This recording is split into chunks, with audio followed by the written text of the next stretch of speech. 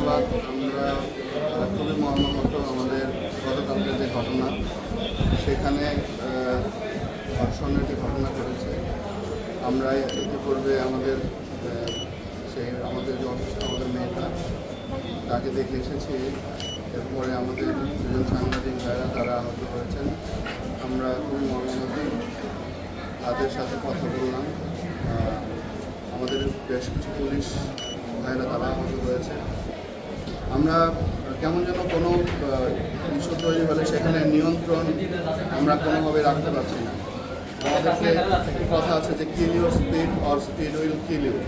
আমরা যদি নিয়ন্ত্রণ করতে না পারি, আমাদেরকে কন্ট্রোল করতে না পারি, তাহলে কিন্তু আসলে এই ধরনের দুর্ঘটনাগুলো, যে সাংবাদিক ভাইটা যে কাভার করতে গিয়েছে সে তো আসলে কোনো অপরাধের সাথে জড়িত না, তো সে কেন আহত হবে, সে কেন কষ্ট হবে।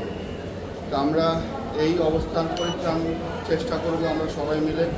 তবে আবার বলছি, শুধুমাত্র আইন শৃঙ্খলা বাহিনী দিয়ে এই যে অবস্থা কালকে রাতে ঘটেছে, সেটা কিন্তু সম্ভব নয় যদি আমরা সামাজিকভাবে সচেতন না হই। আমাদের প্রত্যেকেই যদি আমাদের দায়িত্বে যায়, হয় আমরা যদি দায়িত্ব পালন না করি, তাহলে হয়তো এরকম আরও অনেকেই এইরকম অবস্থায় দেখতে হবে, আসতে হবে। আমরা এটা চাই না।